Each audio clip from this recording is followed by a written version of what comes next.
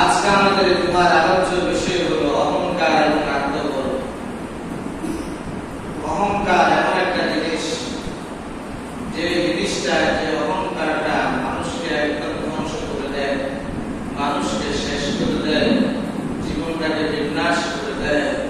মানুষের অহংকে দাম্ভিকতার কারণে জীবন একবারই শেষ করে দেয়। অহংকার কাকে বলে? অহংকার বলা হয় যে আল-কিবরু বাতরুল হাক্কি ওয়া গামতুন নাস। অহংকার বলা হয় যে মানুষকে ঘৃণা করা, মানুষকে ঘৃণা করা, সত্যকে অস্বীকার করা, সত্যকে অস্বীকার করা, মানুষকে ঘৃণা করা, তাকে কি বলা হয়? অহংকার। কি বলা হয়? অহংকার এমন একটা ব্যাধি যাকে বলা হয় সমস্ত রোগের মা। অর্থাৎ এক মা থেকে যেমন হাজার হাজার বাচ্চা জন্ম নেয়, তেমনি এই অহংকার থেকে হাজার হাজার গুনাহ জন্ম নেয়। একজন মা যেমনভাবে হাজার হাজার সন্তান জন্ম দিতে পারে, তেমনি ভাবে এই একটি অহংকার থেকে হাজার হাজার গুনাহ তৈরি হতে পারে, তৈরি হয়। অহংকারের কারণে সমাজের মানুষকে নিকৃষ্ট মনে করা হয়। টাকার যখন মানুষের হয়ে যায়, কিছু কিছু মানুষের পয়সা হয়ে গেলে নিজেকে আর বুঝতে পারে না। অহংকার পরিমাণ কারণে মানুষকে মানুষ মনে করে না। মানুষ যখন উচ্চ শিক্ষিত হয়ে যায়, বড় বিসিএস ক্যাডার হয়ে যায়, অনেক বড় অনেক কিছু হয়ে যায়, বড় আলেম, বড় মুফতি, চিকিৎসা ইত্যাদি অনেক কিছু হয়ে যায়, তখন কিছু কিছু মানুষের মধ্যে একটা আত্মগৌরব চলে আসে, অহংকার চলে আসে। তখন দেখা যায় সাধারণ মানুষকে তারা মানুষ মনে করে না, তাদেরকে তুচ্ছ তাচ্ছিল্য মনে করে। মানুষ যখন ক্ষমতা পেয়ে যায়, মানুষ যখন ক্ষমতাশালী হয়ে যায়, পাওয়ার পেয়ে যায়, তখন দেখা যাচ্ছে যে পূর্বের ইতিহাস সব বদলে যায়। পূর্বে তার হালত কেমন ছিল, অবস্থা কেমন ছিল, এখন পাওয়ার কারণে এখন দেখা যাচ্ছে যেভাবে ইচ্ছা সেভাবে সে মানুষের উপরে জুলুম করতেছে, নির্যাতন করতেছে, যেভাবে ইচ্ছা সেভাবে মানুষকে হত্যা করতেছে, মানুষকে আঘাত করতেছে, যে যেভাবে চাইতেছে সেভাবে চলতেছে। এটার একমাত্র কারণ তার ক্ষমতার পাওয়ার, অহংকার। পৃথিবীর জন্য বহু রাজা বাদশা ছিলেন, ক্ষমতা ছিল, কিন্তু তারা যত সাধারণ মানুষের মতো সাধারণ জীবন যাপন চলাফেরা করত, তাদের মধ্যে আত্মগৌরব, অহংকার ছিল। কিন্তু এই অহংকার কোনো দেখাইতেন না। টাকার বহু মালিক ছিলেন, পয়সা ছিলেন, কোনো কিছুর অভাব ছিল না, বড় আলেম ছিলেন, বিজ্ঞ আলেম ছিলেন, কিন্তু তারা নিজেদেরকে মাটির সাথে মিশিয়ে দিয়েছেন।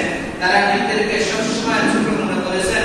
এটাই বলেছেন আল্লাহ যা দিয়েছেন সবকিছুর মালিক আল্লাহ, আমার মালিক আল্লাহ, আমার টাকার মালিক আল্লাহ, আমার পয়সার মালিক আল্লাহ।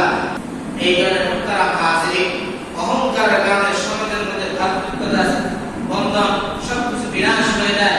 অহংকারের কারণে, ক্ষমতার কারণে ভাই ভাইকে হত্যা করে, ভাই ভাইকে মারে, ভাই ভাইকে আঘাত করে, সমাজের মধ্যে মানুষ বিশৃঙ্খলা সৃষ্টি করে, সমাজের মধ্যে মানুষ একে অপরের দুশমন হয়ে যায়, সমাজের মধ্যে একে অপরকে চিনে না।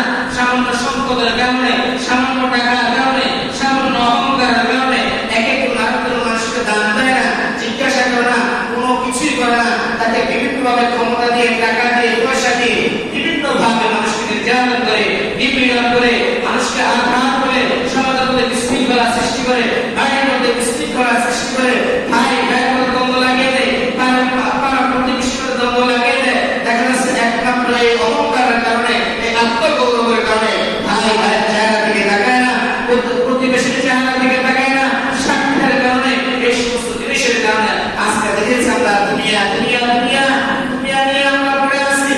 আল্লাহ রাসূল সাল্লাল্লাহু আলাইহি ওয়াসাল্লাম হাদিস শরীফের মধ্যে বলেন, হুব্বুদ দুনিয়া রাসূল কুল্লি খাতিয়া, দুনিয়ার ভালোবাসা সমস্ত গুনাহের মূল। আল্লাহ পাক রব্বুল আলামিন পবিত্র কালামুল্লাহ শরীফের মধ্যে বলেন, ওয়া মাল হায়াতুদ দুনিয়া ইল্লা মাতাউল গুরুর। দুনিয়া একমাত্র ধোঁকা ছাড়া আর কিছুই না। আপনি এখন মনে 10 কোটি টাকার মালিক আছেন, গতকালের যে কোনো কারণে আপনি ফকির হয়ে গেছেন, কেউ আপনাকে সালাম দেবে না, এটাই সাক্ষী। আজকে আপনি দেখতে খুব হৃষ্টপুষ্ট, দেখতে খুব সুন্দর, টাকা পয়সা আছে, সবাই সম্মান করে, ইজ্জত করে, মহব্বত করে ভালোবাসে। কিন্তু আপনার টাকা নেই, পয়সা নেই, আপনি অসুস্থ হয়ে গেছেন, কেউ আপনার খোঁজও নেবে না। যারা একসময় আপনার পিছনে পিছনে ঘুরতো তারা আপনার বুঝতেন না, বলো কেন বুঝতেন না, এখন তো আমাদের টাকা পাবো না, এখন তার পাওয়া থাকবে সেই পাওয়া কাজে দিতে পারবে না। একসময় যেমন বাংলাদেশের মধ্যে যারা আমলিক ক্ষমতায় ছিল, আমলিক ক্ষমতাটা সত্ত্বেও বিভিন্ন পাওয়া থাকে, বিভিন্ন ভাবে বিভিন্ন অনেক কাজ তারা করেছেন। বর্তমানে তাদের ক্ষমতা নাই, কেউ তাদেরকে জিজ্ঞাসাও করে না। এটাই দুনিয়া। একসময় আপনার টাকা থাকবে, একসময় থাকবে না, একসময় পাওয়ার থাকবে, একসময় থাকবে না, একসময় এই শক্তি থাকবে, একসময় থাকবে না। এখন এই বয়সে আমরা যুবক লাঠি ছাড়া আটকেছি, কিন্তু এমন একটা সময় আমাদের চলে আসবে যখন 80 বছর 90 বছর আমরা হয়ে যাব, লাঠি ছাড়া আমরা হাঁটতে পারবো না, চেয়ার ছাড়া বসতে পারবো না, এখন আমাদের লোক ছাড়া আমরা কোথাও যেতেও পারবো না। মুহতারাম হাজিরিন, এই অহংকার বিলাসিতার কারণে সব কিছু মানুষের নিঃশেষ হয়ে যায়, সব কিছু শেষ হয়ে যায়।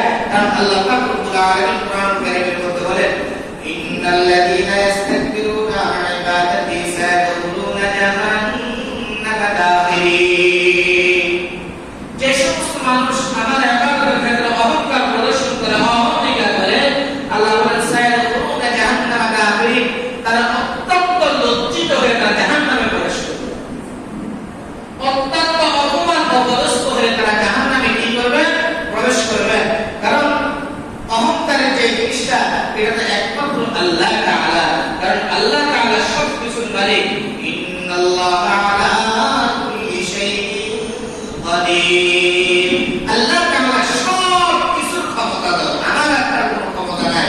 এই কারণে যত ধরনের অহংকারী করা এটা আল্লাহর শান, যত ধরনের ক্ষমতা দেখানো এটা আল্লাহ তাআলার শান, যত বড় আত্মমর্যাদা যা কিছু আছে সব কিছু আল্লাহর শান, এটা আমাদের কিছুই নাই।